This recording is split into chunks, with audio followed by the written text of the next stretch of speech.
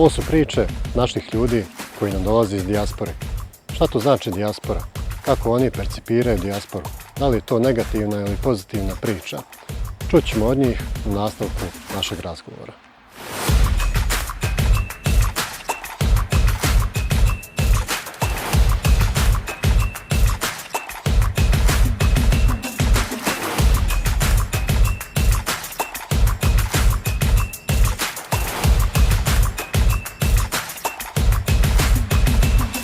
Ove razgovore realizujemo zahvaljujući projektu Local Diaspora Meetup Building Bridges for Better Future koji je podržan od strane Švicarske ambasade u Bosni i Hercegovini. Gospodine Niko, dobrodošli u emisiju. Hvala što ste izdvojili vrijeme da pričate vaša iskustva. Pa evo za početak recite nam koja je vaša veza sa dijasporom? Ja sam Niko Radošević iz Ulovića, inače ovdje pored Brčkog. Pa moja veza sa dijasporom, ja sam u dijaspori već na zapadu već preko 30 godina. Otišao sam odavde još negdje 80 i neke godine. I vratio sam se prije 3 godine i tamo sam proveo cijeli život, malte ne pa cijeli život. Dolazio sam, odlazio, bio sam često ovdje. Nisam otišao pa se nisam vraćao, nego sam bio možda trećinu godine sam provodio ovdje u stvari i dok sam živio tamo. Tako da radio sam tamo, imao sam svoje firme, radio sam kao menadžment, kakav, ugostiteljstvo uglavnom. Inače sam ugostitelj i ovdje sam to radio. Prije rata sam bio ovdje, isto sam imao firmu, tako da sam otišao tamo s tom namjerom da pokušam nešto bolje. Ovdje sam vidio da je malo zategnuta situacija, to je bilo prije rata na par godina. I tako da sam živio tamo i sad sam osjetio da treba se vratim ovdje, imam neke ideja da nešto probam uraditi ovdje. Što ste to osjetili? Pa osjetio sam, trendovi se mijenjaju, vremena se mijenjaju. Evo, došla je ova zelena energija, obnovljeni izvori energije su krenuli. Ja sam mislio da se bavim tim ovdje, pokušao sam nešto, evo ja sam kući kod mene uradio, čak jednu elektranu na kući. Planirao sam to raditi malo na više. Imam pripremljeno zemljište, imam pripremljene neke papire, imam pripremljenu većinu toga i čekam evo naše ovdje zakone da krene to, evo čekam već 2 godine, nadam se da će biti nešto uskoro. Ne ide brzo možda kao vani što se tiče procedura, što se tiče administracije. Pa ne ide brzo, očekivali da će to ići dinamičnije? Dođemo odatle, mislimo da dolazimo iz neke sređenih država, da je to sve, nisam očekivao, naravno nisam očekivao da će to biti kao i tamo, to je logična stvar, ali sam očekivao ipak nešto malo brže. Tako da nisam se iznenadio ni ovim jer ne možemo ni očekivati tako brzo. U nas je to malo teža situacija što se tiče te procedure, tako da ima tu stvari koje nisu sve do nekoga da to može riješiti na brzinu, nego je to sve nešto što treba čekati neke određene momente. A šta je to teže? Koji su to momenti u pitanju? Pa znate kako, mi smo distrikt, ovdje ima puno stvari koje mi možemo sami rješavati, sami zakone donositi, ali ima puno na nivou Bosne i Hercegovine, tako da i ti zakoni malo nas sprečavaju da bi to išlo tako kao što mi to očekujemo da se to malo brže ići, nego mora se malo sačekati, tako da čekat ćemo, vidjet ćemo šta će biti. Dobro, vidjet ćemo. Nadamo se. Nadam se da neće proći previše vremena da odustanete možda od vaših zamisli. Pa, slušajte da odustanem. Sve što sam više upoznat i sve što bolje upoznavam materiju, sve sam nekako udaljenio od toga na neki način. Nisam udaljio se totalno, ali sam prilično udaljen od toga, jer ne znam, neizvjesnost je malo jača, ne znam dok će to trajati, ali vidjet ćemo kako će to biti, nadamo se da... Pa mi, evo, Brčko, sami po sebi, mi nemamo svoju električnu energiju. Mi smo uvoznici. Mi uvozimo električnu energiju, da li iz Republike Srpske, da li iz Federacije, a mi smo prvi trebali da stvorimo neki zakon, pošto smo jedini i najugroženiji u ovoj Bosni i Hercegovini što se tiče električne energije, trebali smo sami prvi da požurimo s tim zakonima, da mi prvi predložimo neki zakon. Zakon ne treba izmišljati, ne treba prepisati samo od nekoga ko to dobro radi. Hrvatska je to dobro radila, Srbija radi, svi radi dobro, međutim sa zapada od nekud prepisati da bi mi mogli funkcionirati ovdje. Jer nama je najbitnije da ne uvozimo električnu energiju, nego da imamo svoju. E sad, i to će biti kod nas, kako će to zakon napraviti, kako će to sve lijepo izvesti, ne znamo ni mi još ništa, ali ako idemo, ako ja budem kao proizvođač na tržištu, opet Brčko distrikt nema od toga ništa. Ja idem na slobodno tržište, ja prodajem svoju električnu energiju po kojoj cijeni ja hoću, a Brčko distrikt od toga pa nema ništa. Samo koristim njihovu infrastrukturu na kraju krajeva. Tako da bi tu neki zakon trebao biti da ta struja koju mi proizvedemo, ako se to mogne napraviti tako, da ostane tu, da mi imamo nešto od toga, a ne da mi izvoznici izvozimo dalje i niko Brčko opet ništa od toga. Tako da tu malo zakon, tu još uvijek zakon nije završen, vidjet ćemo šta će biti, nadamo se nečem pozitivno i dobro. Koje su to inače prepreke kad evo imamo gotovo rješenje zakonsko, možda ili gotovo primijenjenu praksu u drugim državama, pa i u državama u okruženju, koje su onda prepreke da mi to primijenimo ovdje? I ovdje je zakon završen. Ima ti puno podzakonski akti. Sad ne ulazim u to, ne bi ni ulazio, jer sve što bi rekao možda bi otkrio nešto što ne bi trebao otkrivati. Tako da podzakonske akte su uglavnom sad još uvijek neriješene. Mislim da je tako. Osim prepreka u vidu administracije, da li možda postoje neke prepreke što se tiče naših ljudskih kapaciteta, naših navika koje imamo mi ovdje kulturoloških u odnosu na navike ljudi koji su recimo... Ne, mislim da ne.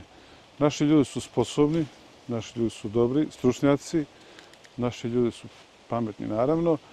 Nemamo, naravno, to je neka nova pojava. Sad ne možemo mi svi znati sve odjednom, ali imamo priliku da prepišemo od nekog nešto.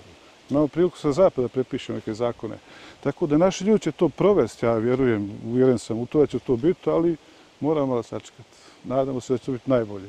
To mi je zanimljivo što kažete da nemamo velikih razlika kulturoloških i radnih navika u odnosu na ljude na zapadu. Inače, ljudi koji dolaze iz naše dijaspore ovdje kažu da su, recimo, naročito u Njemačkoj izražene dosta više radne navike kod njihovog stanovništva, da oni daleko više poštuju njihov sistem, da poštuju državu kao, recimo, nešto njihovo lično i da trude se da jednostavno podržavaju sistem. Dok kod nas ovdje naš narod, kako kažu naši ostali sagovornici, pribjegavaju možda nekim zaobilaznim rješenjima, prečicama i sl. Toga ima svakako, ali to nije ni blizu onoga što je stvarnost, sigurno. Jer mi smo, svi koji smo otišli tamo, otišli smo s nekim navikom, ovisi od čovjeka, šta je ko naviku, šta je ko ponio iz kuće u stvari. Otišli smo tamo da bi ispoštivao onaj zakon države u kojoj živiš. I tako se ponašaš, tako se ponašaš cijeli život. Ti ljudi koji su domaći, Njemci ili Austrijanci ili ne znam, Švicarci, oni su tako rođeni, tako što mi smo malo drugačije odrasli ovdje, malo drugačije smo živjeli, ali za obilaženje zakona nije to samo specifikum za nas. To je, ja mislim, svi pa i u Austriji ima toga. Se i tamo. Pa dešava se, ja sam cijeli život radio sa Austrijancima uglavnom. Ništa tu nema puno, ima nešto, ali ne puno bolje nego kako kod nas. U nas je to možda vidljivije, manje su sredine, svi se mi znamo ovdje i svako zna kako šta radi. U velikom gradu, ja sam živio u Beču, radio sam nešto što bi bilo smiješno i za ovo ovdje područje. Što se tiče tih stvari, kažem za obilaženje zakona i kakve stvari, međutim, ovdje je to vidljivo zato što je to manje mjesto, manje grad, svi se znamo i tako da vidljivo je, ali nije to sigurno samo to, jer ima naši ljudi koji žive tamo, sigurno su stvorili te navike, tamo ponijeli su odavde dobre navike. Mi smo poznati kao vrijedni ljudi, kao pametni ljudi, kao inteligentni ljudi. Nismo mi došli tamo da ne znamo ništa. Svi smo inteligentni i pametni i otišli tamo. I ima djece koja su rođena, naša djeca koja se vraćaju ovdje, koja rade svakakve fine poslove, koji su obrazovani, tako da nismo mi baš onako kako su nas predstavili nekad, možda neko drugi, ne znam. Također imamo slučajeva, recimo, naše domicilno stanovništvo ovdje često se žali na našu dijasporu koja se vraća ovdje. Kažu kad pređu granični prelaz, odmah ostave one dobre navike koje se tamo poštuju, zakoni, procedure i slično i ponovo vraćaju se ovdje na neke ne baš tako popularne prakse. Pa ne znam, sad tim recimo, se kažem, isto ne bi mogao složiti. U saobraćaju, na primjer, u parkiranju i sl. Ja živim ovdje, evo par godina, mislim, živio sam cijeli život ovdje. Kad pogledam, ja sam trećinu života od 30 godina proveo ovdje. Svaki druge nedelje sam bio ovdje. Tamo je strogo kažnjivo i naplaćuje se svaka greška. Kod nas je samo to problem, što to nije strogo kažnjivo. ništa mi nismo bolji u saobraćaju. Ljudi, u stvari uzmemo sad oni što dolaze sa vana i sa zapada i ovi koji žive ovde. Sve je to slično. Obično su to mladi ljudi, obično je to alkohol u pitanju, obično je to droga u pitanju. Toga koliko ima ovde, toliko i više toga ima tamo. Tako da i tamo, ja sam živio tamo, noćne živote, radio sam po noći diskoteke, sam imao kafiće, kafane. Znam kako se ponašaju i Austrijanci i naša djeca. Sve je to slično kao ovo ovde, samo što je to tamo malo na drugi način. Tamo jake su kazne, svaka greška se jako kažnjava. Kad te udari po džepu, onda moraš malo da se sabereš. Ovde kod nas je to, evo uzmimo Brčko. Ne postoji, evo ovdje smo imali slučajeva isto, ne postoji ništa što neko nekoga nema. Ako moje dijete neko uhapsi za nešto, imam nekoga ću nazvati i to je problem naš. Malo je mjesto, recimo u velikim mjestima je to drugačije. Malo je mjesto, Brčko je malo i tu se to dešava na taj način da svako svakog zna i opuštena su djeca i drogiraju se i piju i opušteno voze, znaju da neće nikakve konsekvence snositi na kraju toga. Da će to biti, ima tata, ima stric, ima baka, djetko, ne znam ja, koliko će nazvati, ja ću to riješiti. Tamo toga nema. Zato se i ta naša djeca koja dođe od tamo znaju da se mogu ponašati ovdje malo drugačije. Dok zreli ljudi, recimo, eto sad moje godine, možda mlađi i stariji, ponašaju se prilično isto kao tamo kao i ovdje. Tako da ne vidim tu neku razliku baš.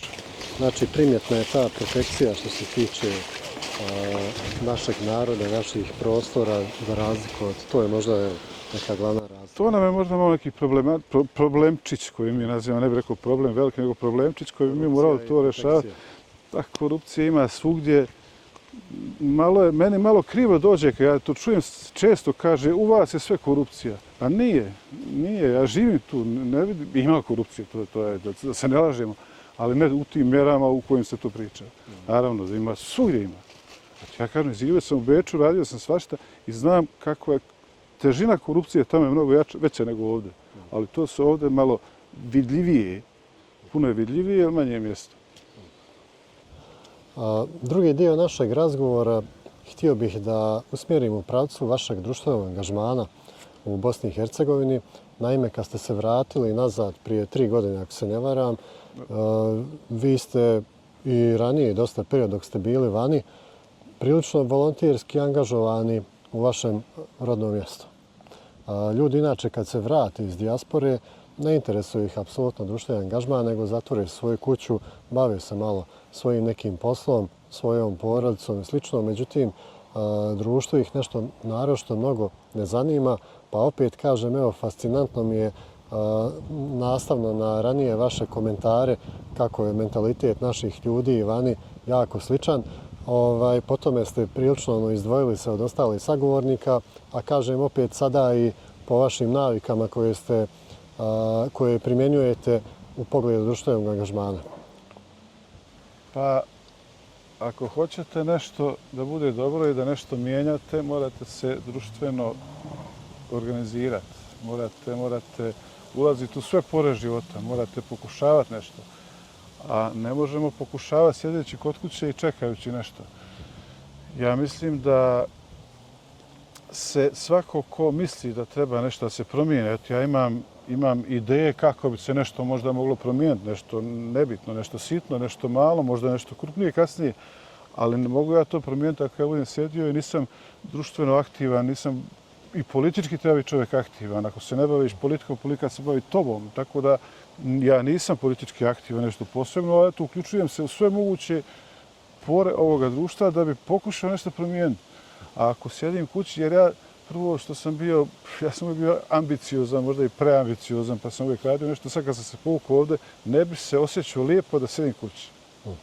Moram nešto raditi, moram se društveno angažirati, to je u principu sve volonterski, ali društveno sam aktivan, angažiram se i evo, ja vam mogu to i garantirati, a možete pitati kod mene u selu šta je se sve promijenilo, kako sam ja došao.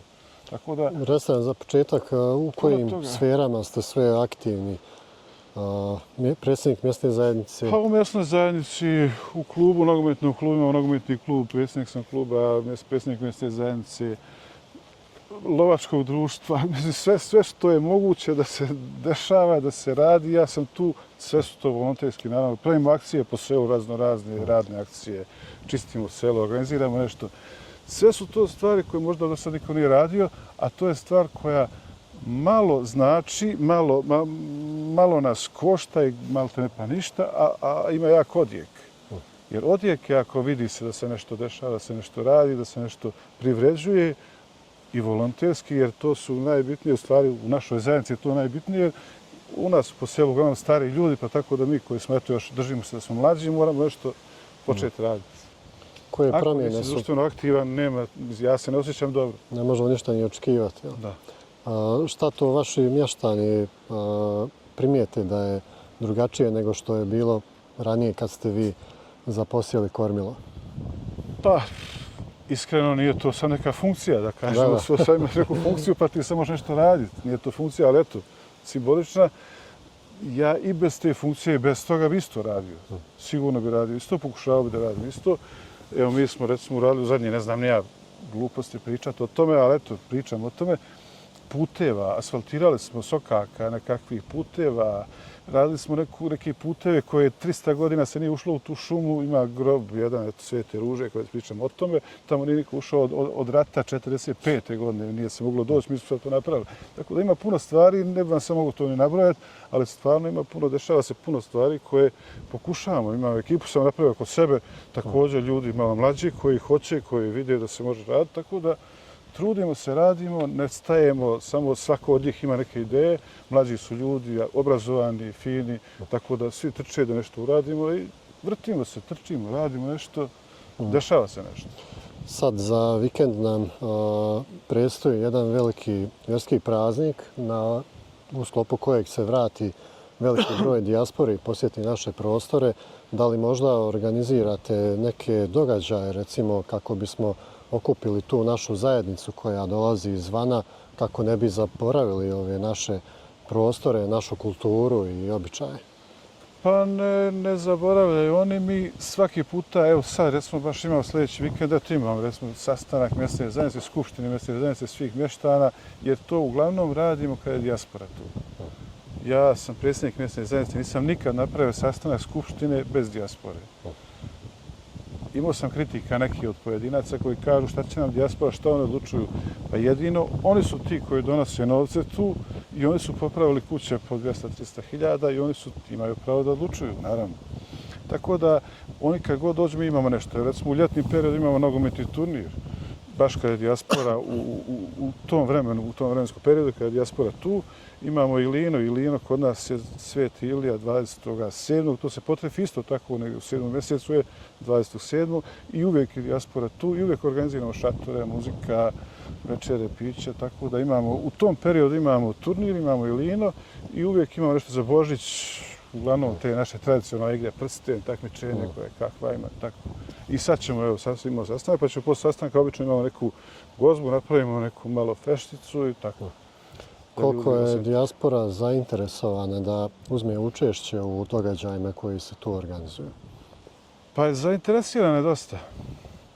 Niko nije zainteresiran ako ga nećemo, ne moliti, nego na neki način animirati da je tu. Tako da dijaspora nama pomaže nam u nogometnom klubu, recimo to su velika, ogromna financiranja, bez dijaspore tu ne bi ništa moglo raditi. Tako da dijaspora je uvijek tu kad nam nešto treba. Tako da očekujemo od njih nešto, naravno i ono očekuju od nas, da mi koji smo tu, jer ja ne mogu dozvoliti da meni neko dođe iz ne znam odakle, treba mi nešto, ja sam mojim ljudima u selu, mojim mještanima rekao sve što vam ovdje treba, javite se, mi ćemo pomoći, mi nas ima ovdje puno koji radimo, koji živimo tu, pomoći vam u nekim. Najveći problemi su sređivanje nekih papira, papirologije, administracija, sporo, ovo, i onda mi smo tu koji tu umrežavamo se i rješavamo i te probleme. To je naš zadatak u stvari. Da ne bude samo taj finansijski interes dijaspore ka nama, imamo li mi još neki interes od tih ljudi koji žive vani? Pa interese u vidu financija, direktne interese nisu to baš neki direktni interes, to eto, pomaže se ta društveno društveno su osviješteni ljudi i pomažu taj svoj klub, to svoje selo, pomažu sve što mi zamislimo, što mi pokušamo realizirati. Uvijek imamo potporu, da li to financijska, da li to neka ovako ljudska potpora koju imamo od dijaspore u svakom slučaju. Koji je njihov interes egzistirati uopšte ovdje, investirati, ulagati svoje vrijeme i novac? Da li ti ljudi planiraju jednog dana da se vrate ovdje ili možda kao vi na neki način da ulože sredstva u pokretanje određenih biznisa ili... Pa ima više vidova. Recimo ima takvi ljudi koji planiraju nešto uložiti ovdje i to radimo i na tome. A ima puno ljudi koji su već investirali u svoje domove, u svoje kuće. Mi smo malo ovdje Brčko interesantno jer mi nismo daleko. Naši ljudi iz mog mjesta i u dijaspore su uglavnom tu negdje Beč, većina to Austrija, Njemačka, malo sve to nije daleko. Ljudi investiraju, dolaze na odmore ovdje, žive u svojim kućama, investiraju. Ja čak imam puno primjera koji imaju životinje, ima psa, ima mačku koju neko rani dok on ne dođe. Mislim, ljudi bore se, vole svoje selo jednostavno. I ja sam ne ubijeđen, nego siguran sam u to da će kad dođe vrijeme, možda i evo, ja sam došao prije te penzije ili mirovine, tako da će većina njih s kojim razgovaram kažu da jedva čekaju kad će doći tu. Znači, možda i ne čeka samo tu penziju, nego možda će i prije penzije doći. Možda će nešto investirati, jer za sitne neke investicije ne treba puno novaca, a ovdje se može lijepo živjeti ako čovjek dobro razmisliš u šta bi ulagao novce. Nisu to samo ogromne milioni da uložimo, nego to mora sitne pare nešto da se radi. Znamo sigurno šta je to njih možda privuklo da odu sa ovih prostora. To su bili ili ratna dešavanja prije 30 godina ili u posljednje vrijeme taj val ljudi naših koji su otišli radi pronalaska boljeg zaposlenja ili egzistiraju u nekom boljem sistemu. Međutim, šta je to ono što njih sad privlači ponovo natrag? Pa privlači, ja imam osjećaj da se ovdje, bar što se Brčko, Bosna i Hercegovina, bar Brčko što se tiče, da su stvari pozitivno odvijaju u mnogim stvarima.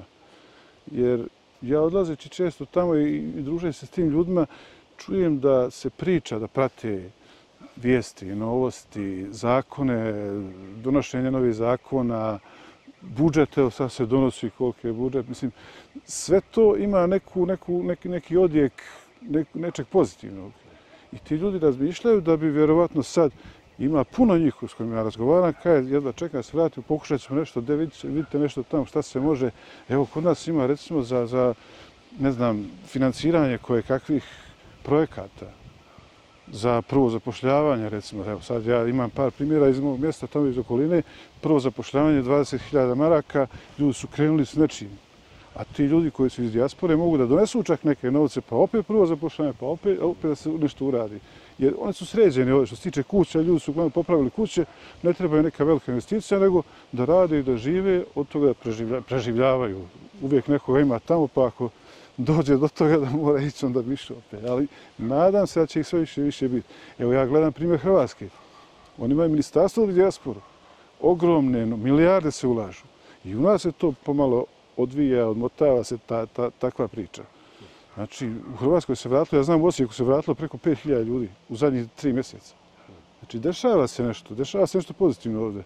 Sad trebamo to prepoznati svi, sad mi što prepoznamo koji smo možda nemoćni u toj vlasti, treba i vlast malo prepozna nešto što je pozitivno.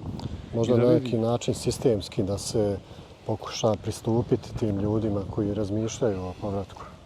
Pa, loše je, dugo godina je kod nas bila neko loše iskustvo, neki odnos dijaspore i ovih ovdje. Dijaspora je bila, neću reći samo za izbore, ali to narod tako razmišlja. Ljudi koji žive u dijaspori, ja sam išao i za ove izbore u dijasporu, pa sam radio sa ljudima i uvijek je priča samo kad su izbore, onda treba dijaspora. To nije točno.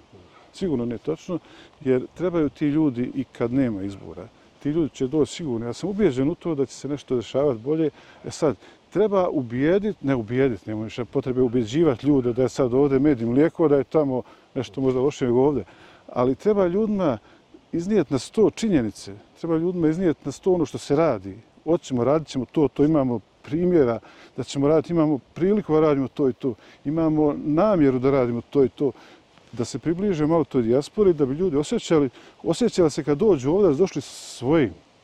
Da nisu ovi u politici ljudi koji su neki vanzemaljci, a mi smo neki mali ljudi. Znači da smo tu, svi smo tu zajedno, da pokušamo jedan drugim pomagati. To je bit. I ja mislim da će se to dešavati i dešava se već. Tako da ja to puno pozitivno gledam. Možda sam ja takav, ne znam, ali... Sigurno ste drugačiji, da kažemo, od drugih sagovornika, jer vaš pozitivan duh i vaša angažovanost sigurno govore u prilog tome. Nije to baš čest slučaj, pogotovo ne sa ljudima koji se izvana vrati ponovo nazad ovdje. Pa ne znam zašto. Ja sam uvijek bio pozitivan što se tiče toga. Ja sam jedan optimista koji nema mjera, ali gledam to svaki dan.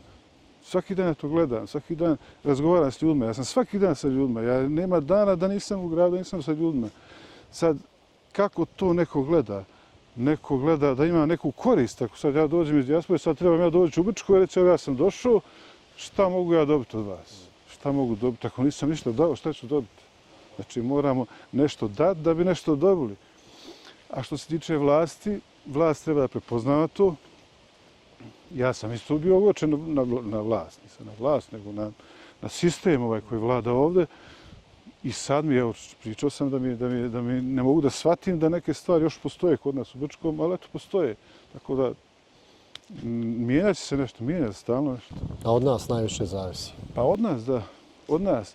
Jer ako mi ne pričamo o tome, ne možemo samo pričati i kukat, a mi to ne potencirati. Ja gdje god sjedem i pričam sa bilo kim, da li je to obični radnik, političar, profesor, akademik, uvijek pričam šta me boli ovdje, šta me smeta ovdje. Neko će to čuti možda, pa na svakom, evo, javno razgovaramo, sa svima razgovaram, stalno pričam o tome. Ono što mi smeta, to pričam, pa neko se prepozna u tome, neko se ne prepozna. To je prvi korak ka pravljenju neke promjene. Pa promjene, evo, recimo sad ja kad nešto pričam i kad nešto kažem, svi se prepoznaju. Nisam ničije ime ni prezime spomenuo, ni političku partiju, ni nacionalnu opredjeljenost, ali se svi prepoznaju u tome. I onda kažu, a što ti mene? Pa nisam tebe. Prepoznao se slučaj, a svi su se prepoznali u tom, i ovi koji vladaju i koji ne vladaju, vladajući i opozicijone partije, jer svi su nekad vladali. Ima zakone koji su mogli stvarno promijeniti davno, odavno već, ali to stoji tako i uglavnom se pripoznaju svi u nekoj kritici, a nije niko kriv. Tako da... Samo tražimo rješenje, nije prozivanje. Ali to su opet sitnice koje mi u hodu, što kažemo, možemo da ispravimo, da to i ne primijeti se da ima tih problema. Gospodine Niko, hvala vam na vašim iskustvima. Bilo je zaista zanimljivo slušati i evo družiti se neko vrijeme s vama. Nadam se da će vaši primjeri lični koje pružate vašoj sredini, priča koju odašiljete ka dijaspori i naravno neke ideje i vizija koje imate ovdje za našu lokalnu sredinu naći plodno tle, a siguran sam da će ova emisija dodatno poslužiti ka širenju i posticanju tih pozitivnih ideja. Hvala vama, ja se nadam. Ja ideja imam puno. Ja bih o idejama pričao 5 sati, ali polako radit ćemo nešto. Korak po korak. Hvala i vama. Hvala.